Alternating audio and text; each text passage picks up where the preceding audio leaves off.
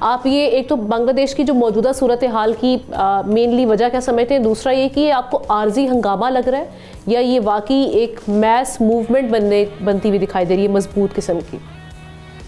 بسم اللہ الرحمن الرحیم، بہت بہت شکریہ۔ دیکھیں، سب سے پہلے تو بہت ہی افسوسناک واقعہ ہے کہ ایک نوجوان رہنما کو اس طریقے سے شہید کر دینا، اور وہ بھی ایک ریاستی دہشت گردی کے نتیجے کے اندر۔ پہلے بھی یہ کوئی پہلا لڑکا نہیں ہے، 1400 بچوں کو جو ہے وہ شہید کیا گیا بھارت کی ایما کے اوپر۔ ان کی جو کٹ پتلی حکومت کی سربراہ تھیں وہاں شیخ حسینہ واجد، انہوں نے جو ہے یہ سارے قتل عام کروائے، اور یونائٹڈ نیشن کی رپورٹ کے مطابق 1400 قتل کرنے کا الزام ان کے اوپر ہے، جو کہ ان کی ہدایت پہ کیا گیا۔ اس کے اوپر باقاعدہ عدالت میں مقدمہ چلا۔ عدالت میں وہ اپنے ثبوت و شواہد پیش کرنے اور خود حاضر ہونے سے قاصر رہیں، جس کے نتیجے میں عدالت کے بارہا استفسار کے باوجود وہ اپنے ڈیفینس میں جب کچھ نہ کہہ پائیں تو نتیجہ یہ ہوا کہ یونائٹڈ نیشن کی رپورٹ کو مد نظر رکھتے ہوئے انسپیکٹر جنرل آف پولیس جو تھے وہ وہاں وعدہ معاف گواہ بنے، اور ان کی جو شہادت کے اوپر جو ہے ان کو ایک سزا ہوئی۔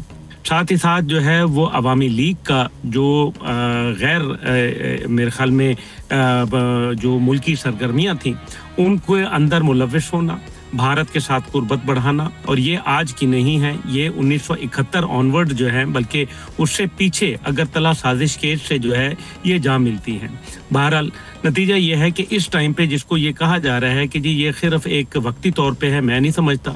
اس کی وجہ یہ ہے کہ 24 سال پاکستان کے ساتھ رہنے سے اور نظریہ پاکستان کے ساتھ جڑنے سے، اور خاص طور پہ نظریہ پاکستان کو بھی سائڈ کر دیں، دو قومی نظریے کے ساتھ جڑنے سے بنگلہ دیش جو ہے وہ تو اصل میں قائد کی قوم تو بنگلہ دیش میں بھی رہتی ہے نا، تو قائد اعظم کی قوم جو ہے وہ اس نے تو بغاوت کی تھی بھارتی تسلط سے آزادی کے لیے۔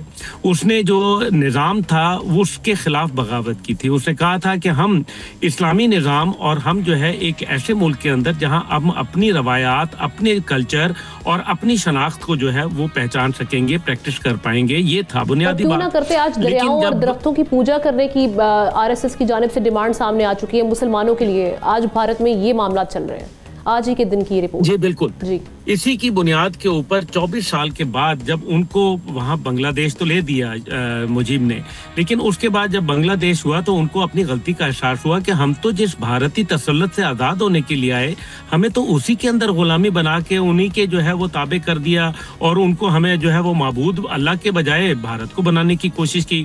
یہ بات ان کو قبول نہیں تھی، اور آج یہی نوجوان نسل جو ہے اصل میں بھارت کے تسلط، بھارت کی ناجائز اجارہ داری، بھارت کا جو بیجا دخل اندازی اور رو کی بدماشی اور غنڈہ گردی اور ریاستی بھارت کی دہشت گردی کے خلاف سراپا احتجاج ہیں۔ یہ احتجاج یہاں رکے گا نہیں۔ اس کی وجہ سب سے بڑی بات یہ ہے کہ بنگلہ دیش کے لوگ جو ہے، خاص طور پہ جوان نسل جو ہے بڑی وولٹائل ہے۔ جین زی جو ہے، آپ نے دیکھا کہ کس طریقے سے انہوں نے شیخ حسینہ کی مضبوط اور فاشسٹ حکومت کا خاتمہ کر دیا۔ اب کیونکہ 2026 فروری کے اندر الیکشن جو ہے ان کا اعلان کیا گیا ہے، اور یہ بات میری کیونکہ کل جو بنگلہ دیش کے سفارت خانے کے لوگ تھے میرے ساتھ ہی دوپہر کو، تو ان سے میں یہی بات کر رہا تھا کہ اب کوئی بہت بڑا واقعہ ہونے والا ہے، اور ان کا بھی یہ خیال تھا کہ بھارت الیکشن آسانی سے نہیں ہونے دے گا، بلکہ حالیہ انہوں نے یہ بھی کہا کہ جو حالیہ جو ڈھاکہ کے اندر دہشت گردی کے واقعات پیش آئے اور دھماکے ہوئے، اس کے اندر بھی را کی انوالومنٹ کے ثبوت اور شواہد ان کے پاس اکٹھے ہوئے ہیں۔ یہ بات بڑی اہم ہے۔ دوسری جانب جو ہے وہ آپ دیکھیں کہ موجودہ حالات میں جو فیبروری میں الیکشنز ہونے جا رہے ہیں، آپ سمجھتے ہیں کہ وہ جس طریقے سے جو ممکنہ ریزلٹس جو وہ سوچ رہے ہیں یا جو ان کے نتائج جو حاصل کرنا چاہتے ہیں وہ حاصل کر پائیں گے بھارت کی یہ اس قدر انوالومنٹ ہونے کے باوجود؟ دیکھیں، بھارت کا ایک بہت بڑی انویسٹمنٹ تھی، دیکھیں نا، پولیٹیکل انویسٹمنٹ تھی، پیسے کی انویسٹمنٹ تھی، را کا ایک بہت منظم نیٹ ورک وہاں موجود ہے۔ اس سے زیادہ اور کیا منظم ہوگا کہ ایک پوری حکومت ان کے کنٹرول میں تھی۔ اب ظاہر ہے وہ اس کو اتنی آسانی سے تو نہیں ہونے دیں گے، بنگلہ دیش کو اس چیز کا بخوبی علم ہے، اور میرے خیال میں محمد یونس صاحب جو اس ٹائم پہ وہاں قائم مقام ان کے امور چلا رہے ہیں، وہ ایک بہت ہی سمجھے ہوئے سلجھے ہوئے انسان ہے، نوبل انعام یافتہ ہیں، کوئی معمولی آدمی نہیں ہے، اور میں یہ سمجھتا ہوں کہ ان کو اس چیلنجز کا ادراک ہے۔ دوسری جانب بنگلہ دیش کی آرمی ہے، آرمی جو ہے وہ آپ کو معلوم ہے پہلے بھی آرمی درمیان میں آئی اور معاملات جو ہے وہ رفع دفع کروائے اور ملک کی جو داخلی صورتحال تھی اس کو جو ہے کنٹرول میں لایا۔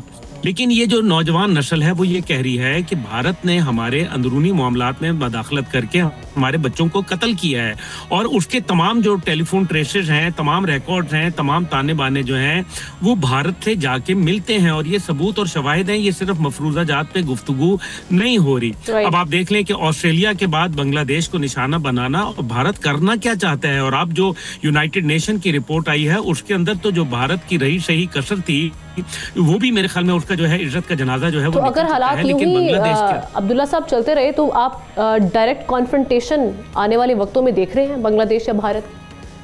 देखिए, इस टाइम पे ये मामला मजहबी नहीं है, ये मसला जो है वो कोई और नहीं है। ये मसला जो है, पहली बात ये है कि ये दो कौमी नजरिए से जुड़ा हुआ है, सबसे बड़ी बात। दूसरी बात इसकी ये है कि ये बांग्लादेश की आज़ादी से जुड़ा हुआ है, जिसको जबरदस्ती भारतीय तसल्लुत के नीचे जो है शेख हसीना और उनकी कंपनी जो है वो डालना चाहती है। ये मुमकिन नहीं होगा। मैं समझता हूँ कि बांग्लादेश के अंदर अल्लाह न करे, लेकिन मुझे खून की नदियां वहाँ नजर आ रही हैं। एक दफा फिर जो है वो वहाँ मशरकी पाकिस्तान की जो एक कहानी है उसको दोहराने की कोशिश है। सब्सक्राइब करें और बेल दबाएं ताकि कोई खबर रह न जाए।